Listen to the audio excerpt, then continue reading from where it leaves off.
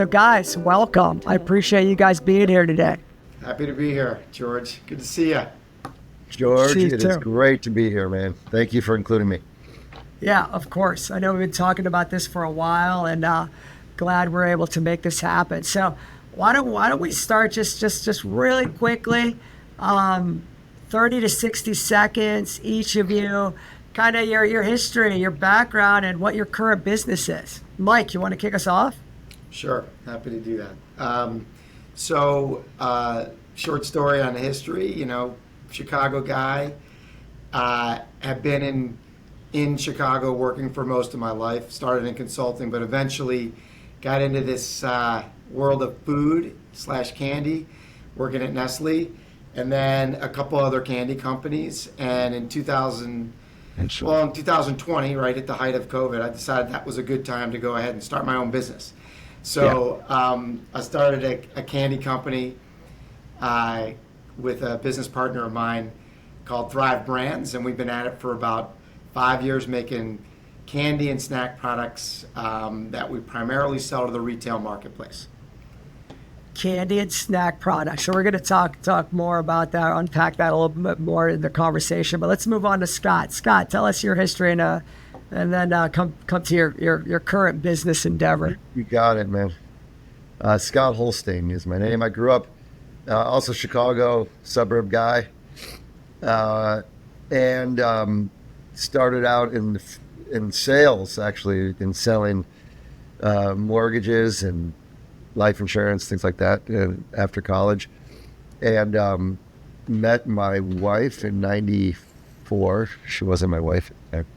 And she had this idea. She was in advertising, had this idea for a soft pretzel company that she wanted to start. And my family had owned. We actually had the franchise rights when I was in high school for Ben and Jerry's ice cream shops around. We had the whole Illinois franchise, so we had a couple, and that was my first entry kind of in food. And so the idea became like, let's make a Ben and Jerry's version of a frozen soft pretzel, which was pretty boring in retail and at the time. So we started this company. It was called Kim and Scott's Gourmet Pretzels, and I ran it while she paid the bills working in advertising. After a couple of years, she quit, and we went from there and sold into retail, all retail stores, brands around the country.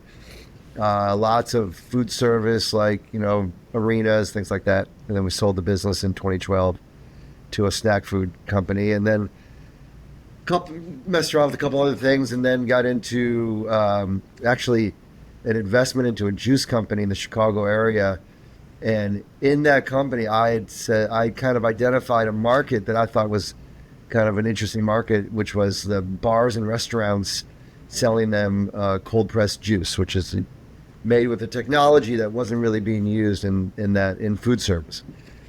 So that's where it kind of started. And it started as one brand, and then over time, after around COVID, we needed to pivot to consumers for obvious reasons. All our customers closed in restaurants and bars. If you recall, every time Fauci would get on TV, he would start with, "Don't go to bars." And I always was thinking, like, dude, couldn't you lead with like health clubs? You had to lead with, "Don't go to bars," really? Yeah. So anyway, we ended up taking it home. So I am marketing now a rebrand of that company called Twisted Alchemy. And that's what I'm doing right now. We are in grocery stores now in the U.S. market, and still sell to restaurants and bars and hotels and stadiums, places like that, with the juice. So that's how I'm here. That's great. All right, so we got so just to recap, we got Thrive Brands, which is a candy and snack company, and then we've got Twisted Alchemy cold pressed juice that you could find on retailers, but you could also find at bars, restaurants, hospitality organizations across the country. So two brands, growing brands, young brands, run by entrepreneurs. And I've learned over the years, guys. young guys. I've learned over the years, especially meeting people like you and other people that we know in our network, that entrepreneurs are their own best chief marketing officers. That was kind of hard for me to come to realize, being a trained marketer, that you guys are the best marketers for your own brands. What do you agree with that statement? Do you see yourselves as marketers? Are you passionate about marketing and branding, especially when it's your own brand you're seeing on the shelves? I was thinking about that, George, because you mentioned it before. And I think when you're an entrepreneur, you don't really have the luxury to not be your own marketing. Like I think that the ideas you come up with to take to market are so personal, and you think so much about how it's going to position to the consumer, to who's going to use your products, that the marketing is almost the beginning, like it's the beginning of the company. Like the product market fit is such an important element to starting a company, that you live it for years or months before you enter the market. So the marketing side, I think, is kind of hand in hand, and that's, at least for me, it's like, okay, I need somebody to execute my vision. I have a different experience in the respect that I'm more, I started the company with the intention to, let's get this business rolling. Okay, I didn't start the company with an idea that I thought was an amazing idea. I knew we had access to customers. I knew we could source whatever we needed to source. Yeah. And that what we needed was stuff that would engage our retail customers, because that's where we go. And so the first couple years of our company, we leveraged licensing a lot, brands people already knew and loved, and new product formats to get the business going. And in that respect, we bought marketing, right? But we've started in the last 2 years to really sink our teeth into what is our brand. In this particular form of cotton candy, it's our Party Puffs brand. And now, I don't want to do any of the other stuff. Like, all I want to do is build our brand. That's all I care about doing.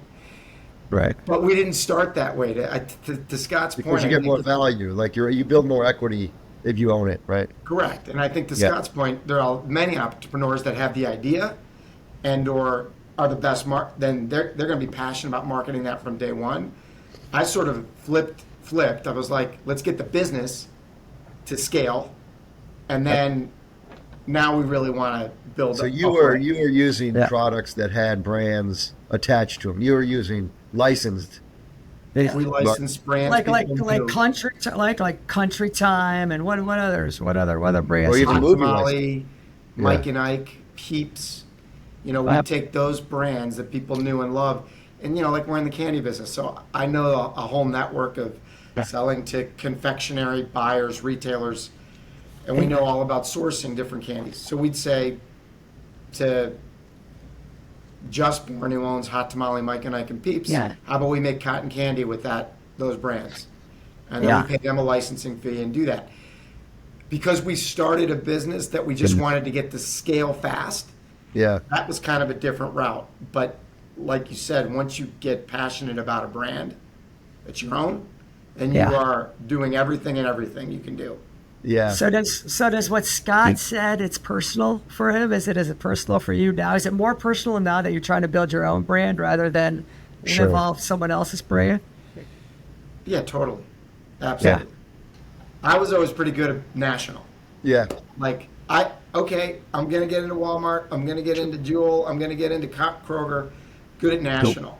And now I want to be better at local, because now I have, like, our own brand. Yeah.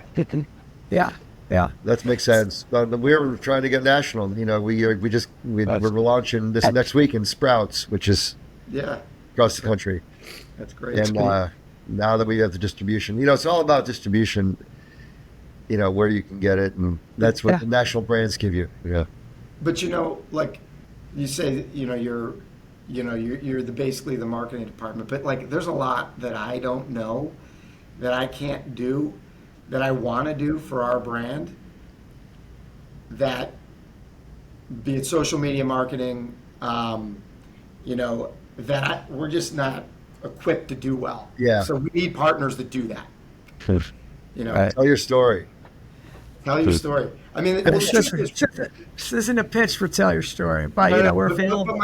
but my point is that No, you but, only they, have so but that's much- where, no, but I agree. That's where we also need help. Like, we have to Yeah. find people Man. that can distribute into digital, and it's a whole new world, man. Okay. I mean, that's, Yeah. That So, whole- you know, you only have so much time in the day as Yeah. as an entrepreneur in any business, but you know, if 85% of my time is built towards sourcing, shipping, selling, distributing, financing, retail, it's hard to pick up and start being like, I think to build a brand these days, you have to have a presence on social media and e-commerce. And it's hard to take the other 15% and do a good job of that when you don't, when, Yeah. when it's like not the primary thing you're trying to do every day. Right. Hey, one more branding question. I mean, you guys are, I think you're taking different routes here. Where, you know, Thrive Brands. That's not the brand you're trying to build. Correct. Theoretically, it's your new Party Puff brand, right? Company, yeah. Party Puffs is the brand we're trying Why to don't you build. show up? I know I see it behind you there. Don't we have it behind you there, Mike? Yeah, we got But a then, couple things. but theoretically, you've got a house and brand approach, right? You're gonna have Party Puff. You've got some other brands that you have, Yeah, where Party Puffs, cotton candy, and okay. Party Puffs cotton candy cake, right? So do you see that being the main brand that you're going to spend most of your money behind? here we That's go. the brand that we're going to spend our money behind. Gotcha. But that's not our company. Our company's Thrive Brands, and we're also selling Hot Tamale and Mike and Ike cotton candy and other Right. things. That So I guess- that are all I guess under you could Thrive Brands. So I guess you could say you have a house of brands building. You're building a house of brands where Scotty's got the master brand of Twisted Alchemy, and Everything kind of falls that's into the that. hero. That's the hero. Yeah. Yeah. Yeah. Good. I mean, the company, Scott, is your company pretty much your brand? Yeah. Yeah. Twisted Alchemy is the company, and we produce products all with that brand. Yeah. And we wouldn't at this point produce a product. Like, we get approached by retailers, you know, to private label, and we don't I get offer. approached by that all the time, and I will. I'm sure you do. All right, So you guys well, don't tell do me that. about You- that, both of you guys. Why not? Why won't you guys do that? Well, I mean, we don't do it because we're providing value to, you know, our stakeholders and ourselves, you know, through building equity. And when it's just that there's different ways to do it. Either you're a company that has a factory that's got to fill the factory. Like, we used to have a pretzel factory. I had 100 people on staff, so we took private label, even though we had a house brand, because we have to pay everybody, and we have to fill the hours in the production facility. You know, every hour a machine is sitting there unused is, you know, you're not getting any value. So we would do private label in that scenario. But we normally right now we used to produce a little bit, but most of our stuff is done by co-manufacturers, which it sounds like Mike's is too. Scott, I had the exact same thing. I mean, when, you know, we provide a value in the innovation, in the product development, in the branding, in the ability to get the product to market, but we don't provide a value in making the product because we don't contract. We don't manufacture it. So, I mean, I was down at Walmart 5 weeks ago presenting our new Party Puffs cotton candy cakes for spring, summer next year, and they were totally all in. And then they said, great, we'll do it under our brand. And I said, well, why? And they said, because we don't know Party Puffs. And I said, well, I'm not going to make it for you as your brand because this is objective to grow our brand. But to Scott's you walk point, away from it? if I had a factory of people, Yeah, you would take it. I would maybe take it. So I'm curious, did you walk away from it or no? I walked Did away they take from it. Wow. And they said, you know what? We love the product. Why don't you start selling it on our Walmart.com site? We'll see what kind of turns you get. And if the numbers make sense, we'll come back and talk about your brand. Yeah. Very nice. Yeah, that's exactly how that conversation goes. The retailers, they make more money off. They can sell their product for a lower price, and they make more money off of it if it's under their name. You know, Yeah. and it's little smaller companies like ours. You get more value selling your own brand, and then when you go to maybe sell the business, the only equity you really have is your own brand equity. In my opinion, yeah, private label doesn't really generate a high return to like a buyer of a company. Yeah. They don't value it the same Gotcha. than if it's your Gotcha. own brand. All right. Hey, Mike. Obviously, both of you guys just so passionate about what you do and how you do it. I've seen it up close. But let's talk about the candy business a little more, Mike. I mean, come on, you've been in the candy business now your entire career. Is that accurate? Well, you know what? I started off in consulting, systems consulting with what was then Arthur Anderson, Accenture. Yeah. Yeah. And about 5 years in, my mom was like, I don't understand what you do. I have no idea what you're doing. This was back when like programming was done on pen and paper, and you sent it over a wall to some guy that figured out how to work a computer. And I was like, I want to do something my mom, she can understand. And I got my MBA, and I ended up going to work for Nestle. And ever since then, I've been in the food/candy business. And she's been proud of you ever since. I guess. I would say sometimes it's good to do things that people don't know how to do, Yeah. Yeah. Yeah. But Yeah. certainly it's a more tangible, engaging, interesting line of work. It's also Yeah. more protected. And AI. No AI is going to take over what we do, man. probably not going to, the AI is probably not going to make cotton candy cakes. It's probably not going to happen. No innovation like this, and then. But it's a good business in the respect that there's always, it's interesting business. It's low barriers to entry. Literally, I have a sister-in-law, Carmel. She decided to start making caramels because she has a recipe to make caramels. And then she started selling them like in grocery stores on the North Shore. Like that. There are no barriers to entry. Okay? Yeah. Yeah. But at the same time, to win, you got to innovate. You have to constantly creating and generating points of differentiation, or you need to be a low-cost operator. One of the two. And so our focus is around creating, engaging, new, different. That's what we're working on. Yeah, you have this great network of buyers too that trust you guys. That's a big Hey, deal. Scott. Yeah. No Scott, matter what. Scott, I've had the pleasure of going to a few trade shows with you for Twisted Alchemy, specifically in the spirits, hospitality role, and then visiting customers and having some. So I've seen your passion up close. How fun is it to be in this industry? I mean, I'm separating it the retail side from selling it to hospitality, bars, and restaurants. Well, it's a fun biz generally, but it's still business. It's logistics. It's a lot of logistics. Yeah. You still have to move stuff around. I think it was Elon Musk said that people underestimate or undervalue execution. I totally agree with that.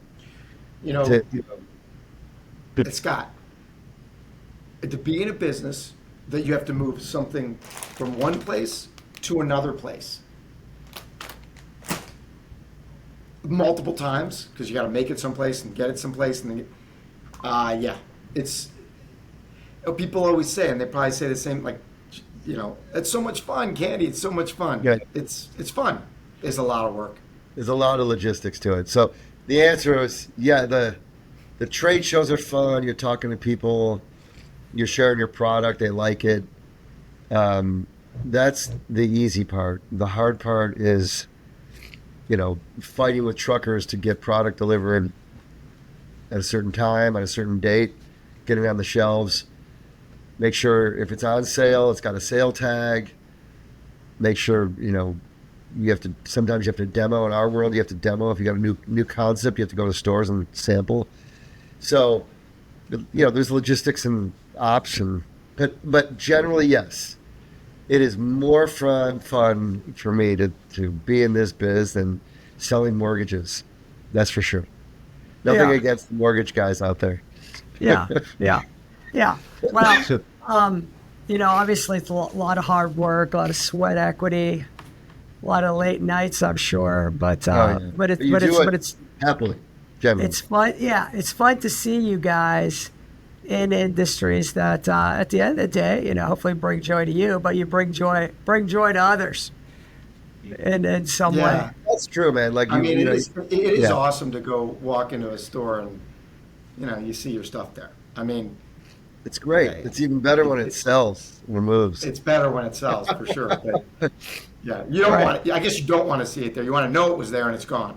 Exactly. Yeah. You see it once and then you come back, it's gone. That's a good thing. But but it's true, man. Like you really only have the joy people get from using your product. Like in our food service side, I've had some great stories of people that were, squeezing the juices and they couldn't get the quality maintained and then they use our stuff and they just get addicted and they built their business. We have a couple big customers that have built their business using our product and expanded around the country.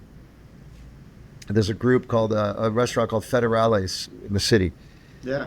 and Tim Ryle over there is the beverage director, great guy, and does a really good job. And they built the first Chicago location up in another Chicago. Then they're in Nashville, they're in Denver, and they've used us throughout the entire process. And he is using so much product that's so convenient and that executes so well that it's so satisfying for me to be able to help them grow, and they Yeah, really like.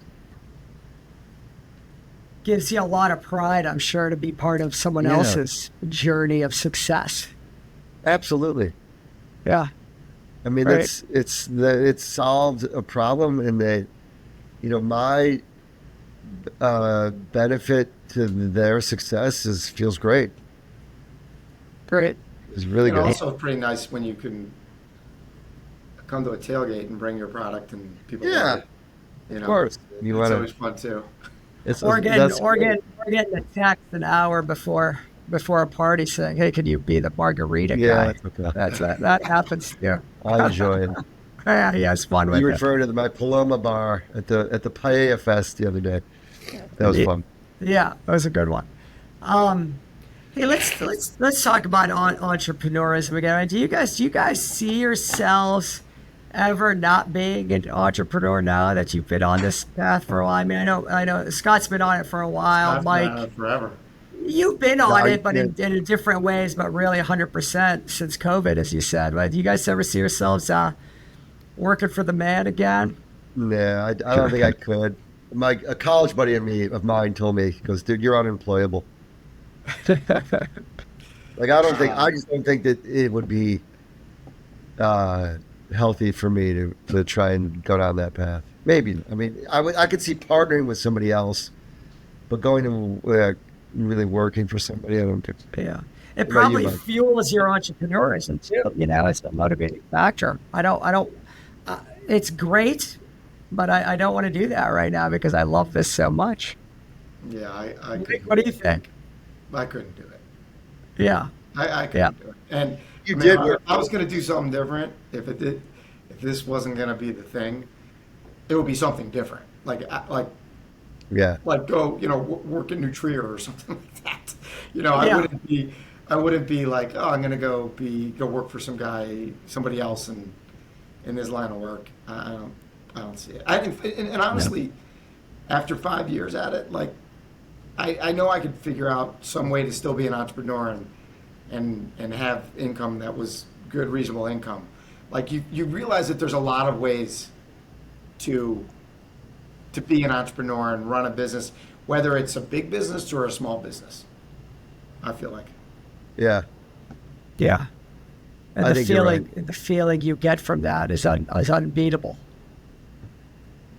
What You know, let me what just say this: is that you uh, don't count the hours when you're working for yourself.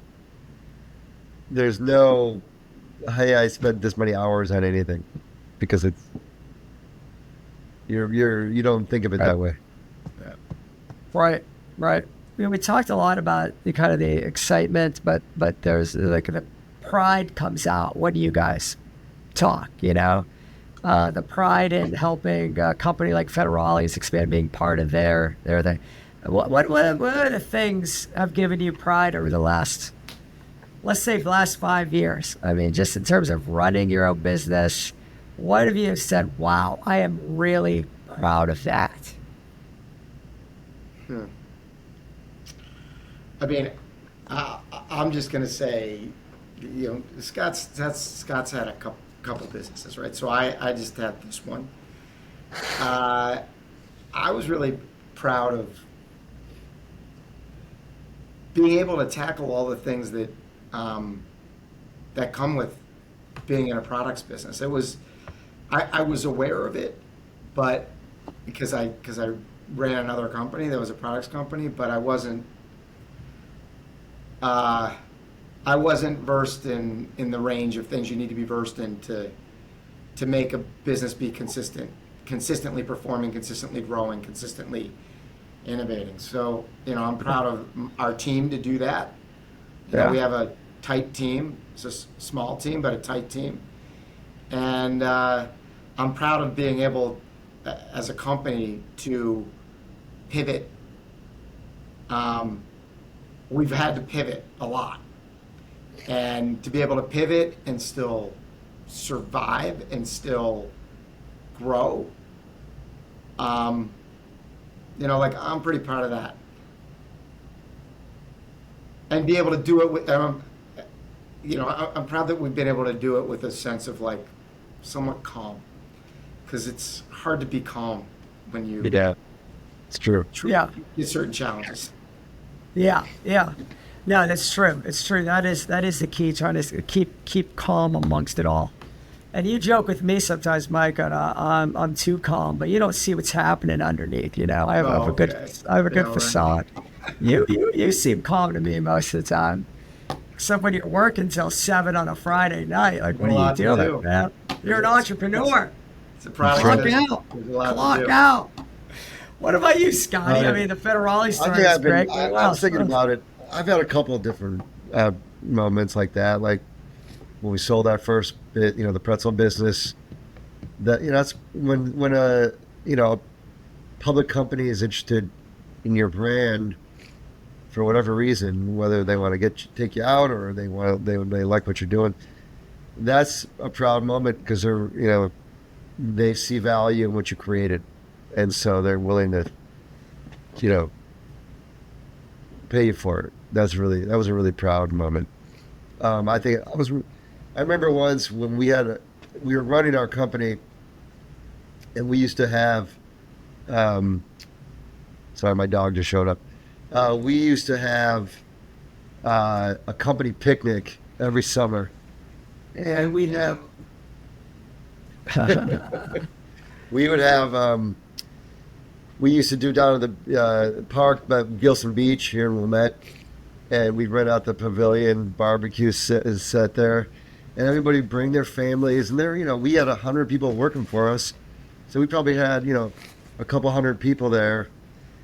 That was all they were making a living, getting their kids to school and putting food on the table. You know, some of them had met at our facility, got married, had kids, and that was really a proud moment, just to see how many people just our idea was able to positively impact. Yeah. Yeah, Yeah. And we that's awesome. stayed in touch with these folks for years. That's really That's cool. that's Very different, fantastic. Oh, it's very that's fantastic, because at the end of the day, you're providing people with their Yeah, means to live their lives, which is valuable. yeah. It's so that's what I think is like probably the ultimate uh, result of a positive entrepreneurship entrepreneurial journey, is that you're providing value in the economy that are basically keeping people employed. I mean, the guys in the factories that make those cotton candy cakes, you're you're providing them a job, you know. Same with us, with our juices, where they make our products, and we're providing a lot of people jobs. It's not to say they wouldn't find jobs or other customers, but you're adding a lot of value. So that's pretty cool. Yeah, that's pretty powerful. Yeah, Better than, kudos to- no offense to trading guys who trade stocks or currencies or something. They're all providing value for their families, and they're providing, there's certain, it's different. Everybody's got different, but product manufacturing and what we do is, you're making something, you're providing a job. So let's talk about the next thing as we wrap up here. The next best thing, or what's on the horizon, I guess, for both Thrive Brands and Scott, that no one else knows. We want to break it here on Tell Your Story Time. Mikey, what's next? What do we have to look forward to from Thrive Brands? Oh man, you're just gonna have to wait and see what great new cotton candy things happen under Party Puffs. But, You're focused on the cotton candy. I love it. Well, this is, I'm thinking about it because we had a team, brainstorming meeting on all things new and interesting, and and I'm really enthusiastic about this new bakery initiative that we have because it kind of opens up a whole new line of thinking. But for us, what's next is our objective at the end of the day is to make Party Puffs a brand people think of when they want to have cotton candy in any celebration. That's the core of what we're going to do with that brand. Cool. And so we got a lot to do with that on social media marketing and product innovation.